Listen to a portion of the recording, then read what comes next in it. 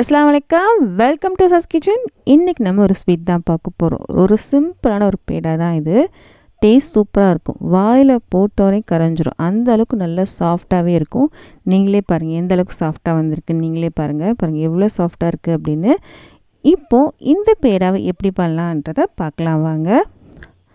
அடுப்பில் ஒரு பாத்திரம் வச்சுருக்கேன். இதில் ஒரு அரை கப் அளவுக்கு சர்க்கரை எடுத்துக்கோங்க. மெஷரிங் கப் இல்லைனா ஏதோ ஒரு கிண்ணம் இல்லைனா ஒரு கிளாஸ் அளவு எடுத்துக்கோங்க. எந்த அளவுக்கு நம்ம சர்க்கரை எடுத்தோமோ அதே அளவுக்கு நம்ம தண்ணியை சேர்க்கணும். தண்ணியை சேர்த்துக்கலாம். இப்போது இந்த சர்க்கரை கொஞ்சம் கரைஞ்சி வரட்டும். இந்த டைமில் நான் கொஞ்சமாக ஃபுட் கலர் சேர்க்குறேன். ஃபுட் கலர் சேர்க்குறது வந்து ஆப்ஷனல் தான். உங்கள்கிட்ட விருப்பம் இருந்தால் மட்டும் சேர்த்துக்கோங்க. கொஞ்சமாக ஆரஞ்சு ஃபுட் கலர் சேர்க்குறேன். பாருங்கள் கொஞ்சமாக தான் சேர்த்துருக்கேன். சர்க்கரை பாகு எந்த மாதிரி வரணும் அப்படின்னா, நம்ம குலாப் ஜாமுன்லாம் வைப்போம் இல்லையா, ஒரு பிசுக்கு பதம் அந்த அளவுக்கு வந்தாலே போதும். அரை கம்பி பதம் கூட வந்துடக்கூடாது. லைட்டாக பிசு பிசுன்னு இருந்தாலே போதும். அந்த அளவுக்கு பதம் வந்தாலே போதும். இப்போ கரெக்டான பதம் வந்துருச்சு. இப்போ உங்களுக்கு செக் பண்ணி காமிக்கிறேன். ஒரு சிம்பிளான ஒரு ஸ்வீட் தான். டேஸ்ட் சூப்பராக இருக்கும். எல்லாமே வீட்டில் இருக்க பொருட்கள் தான். ஒரு 10 நிமிஷத்தில் செஞ்சு முடிச்சிடலாம் அந்த ஸ்வீட்டை. இப்போ செக் பண்ணி பார்க்கலாம். இங்கே பாருங்கள் லைட்டாக பிசு பிசுன்னு இருக்குது. போதும். இப்போ நமக்கு சர்க்கரை பாகு ரெடி ஆயிடுச்சு. இது தனியாக இருக்கட்டும். இன்னொரு பாத்திரம் வச்சுருக்கேன். இதில் ஒரு கப் அளவுக்கு கடலமாவு எடுத்துக்கோங்க. இதுக்கு 1 டேபிள் ஸ்பூன் அளவுக்கு ரவை எடுத்திருக்கேன். அடுப்பு வந்து சிம்மில் தாங்க இருக்குது.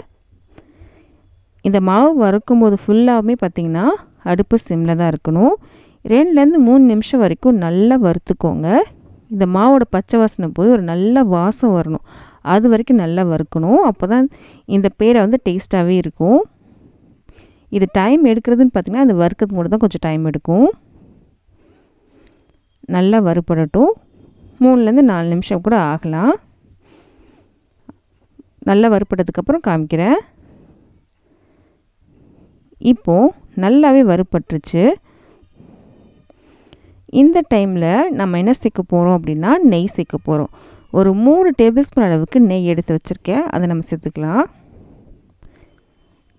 நெய் சேர்த்துடலாம். சேர்த்துட்டேன். இந்த நெய்யில் வந்து மாவு வந்து நல்லா கலந்து விடுங்க. ஃபஸ்ட்டு பார்க்கும்போது நெய் பத்தாத மாதிரி தான் இருக்கும். கலந்து உங்களுக்கு கரெக்டாக வந்துடும். இன்னும் அடுப்பு சிம்மில் தாங்க இருக்குது. உங்களுக்கு ஃபாஸ்ட்டாக ரன் பண்ணி காமிக்கிற வீடியோ மட்டும் பாருங்கள். பத்தாத மாதிரி இருக்குது. கலந்து உங்களுக்கு கரெக்டாக வந்துடும். இப்போது எல்லா மாவுலையுமே நெய் இருக்குது. இப்படியே இந்த மாவு வந்து நல்லா வறுக்கணும். இப்போ கொஞ்சம் நேரம் திக்காக இருக்கு இல்லையா, கலந்துவிட கொஞ்சம் கஷ்டமாக இருக்க மாதிரி இருக்கும். மாவு வறுப்பட இந்த கடல மாவு வந்து பார்த்திங்கன்னா ரொம்ப லைட்டாயிரும். ஈஸியாக இருக்கும் கலந்து விடுறதுக்கே. அந்த அளவுக்கு நல்லா வறுக்கணும். அப்போ தான் நல்லா டேஸ்ட்டாக இருக்கும். கலர் கொஞ்சம் சேஞ்ச் ஆயிரும். பாருங்கள் எல்லா மாவுலையுமே நெய் கலந்துச்சு. ஆனால் திக்காக இருக்குது. நல்லா வறுப்பட மாவு வந்து லூஸ் ஆகிட்டே இருக்கும். இங்கே பாருங்கள் இது அடுத்த ஸ்டேஜ். இது கொஞ்சம் லூஸ் ஆகிடுச்சு பாருங்கள். திக்காக இருந்துச்சு. இப்போ பாருங்கள் கொஞ்சம் லூஸ் ஆகிடுச்சு. இன்னும் நல்லா வறுப்படணும். அடுத்த ஸ்டேஜில் நமக்கு வந்து மாவு வந்து ரெடி ஆயிரும்.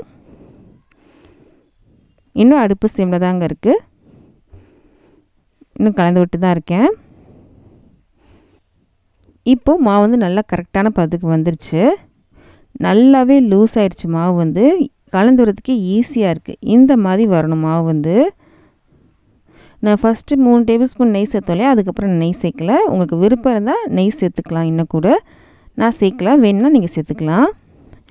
இப்போது நம்ம சர்க்கரை பாகு செஞ்சு வச்சுருந்தோம்ல, அதை நம்ம சேர்த்துடலாம்.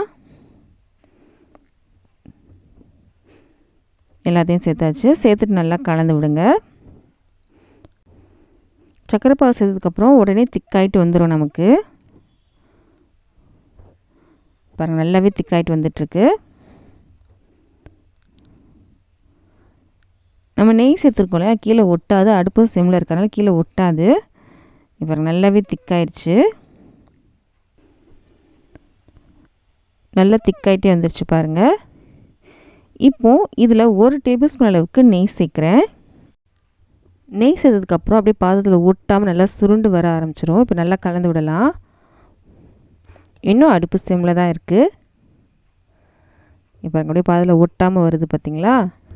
நல்லா சுருண்டு வரும். இந்த டைமில் நம்ம 2 டேபிள் ஸ்பூன் அளவுக்கு டெசிகேட்டட் கோகோனட் சேர்க்குறோம். இது காஞ்ச தேங்காய் தான் கடைகளில் கிடைக்கும். இது இல்லைன்னா ஒன்றும் பிரச்சனை இல்லை. நம்மகிட்ட ஃப்ரெஷ்ஷான தேங்காய் இருக்கும் இல்லையா, அதவே நீங்கள் ட்ரை ரோஸ்ட் பண்ணிவிட்டு நல்லா பொடியாக துருவிட்டு ட்ரை ரோஸ்ட் பண்ணிவிட்டு நீங்கள் வந்து சேர்த்துக்கோங்க. ஈரப்பதம் இல்லாமல் இருக்கணும், அதுதான் ரொம்ப முக்கியம். இது சேர்த்ததுக்கப்புறம் பார்த்திங்கன்னா நல்லா சேர்ந்து வர ஆரம்பிச்சிடும். ஒருவேளை நீங்கள் இது சேர்க்க விருப்பம் இல்லை அப்படின்னு நினச்சிங்கன்னா இன்னும் கொஞ்சம் நேரம் பாதில் ஒட்டாமல் வர வரைக்கும் இந்த மாதிரி கலந்து விட்டு இருந்துக்கோங்க. அப்போ கொஞ்சம் ஏலக்காய் தூள் சேர்த்துக்கோங்க. டெசிகேட்டட் கோகோனட் சேர்க்கலைன்னா கொஞ்சமாக ஏலக்காய் தூள் சேர்த்துக்கோங்க.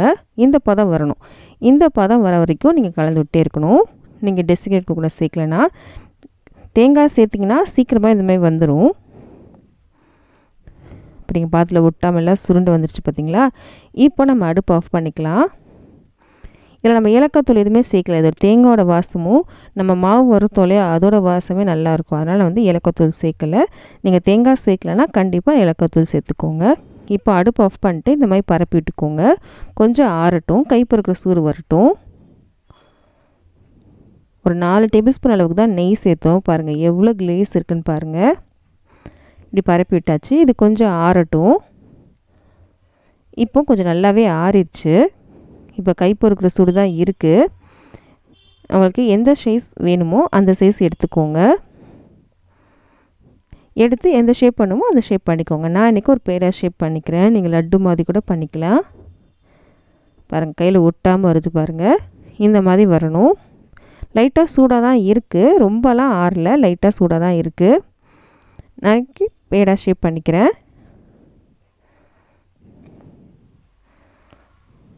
லைட்டாக பேடா ஷேப் பண்ணிட்டு சென்டரில் இந்த மாதிரி ஓட்டை போட்டுக்கிட்டு பாதாமை சின்ன சின்னதாக கட் பண்ணி வச்சுருக்கேன், அதை நம்ம சேர்த்துக்கலாம்.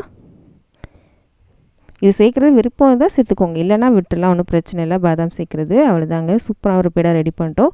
கண்டிப்பாக இந்த வீடியோ பிடிச்சிருக்கும் நம்புகிறேன். இந்த வீடியோ பிடிச்சினா ப்ளீஸ் லைக் பண்ணுங்கள். உங்கள் ஃப்ரெண்ட்ஸ்க்கும் ஃபேமிலிஸ்க்கும் மறக்காமல் இந்த வீடியோ ஷேரும் பண்ணுங்கள். லைக் பண்ணாத இந்த வீடியோ நிறைய பேருக்கு ரெக்கமெண்ட் ஆகும். ப்ளீஸ் நிறைய பேருக்கு ஷேர் பண்ணுங்கள். நிறைய பேர் இன்னும் சப்ஸ்கிரைப் பண்ணாமல் தான் பார்த்துட்ருக்கீங்க. ப்ளீஸ் சப்ஸ்கிரைப் பண்ணுங்கள். அது கொஞ்சம் மோட்டிவேஷனாக இருக்கும். நம்ம அடுத்த வீடியோ சந்திக்கலாம்.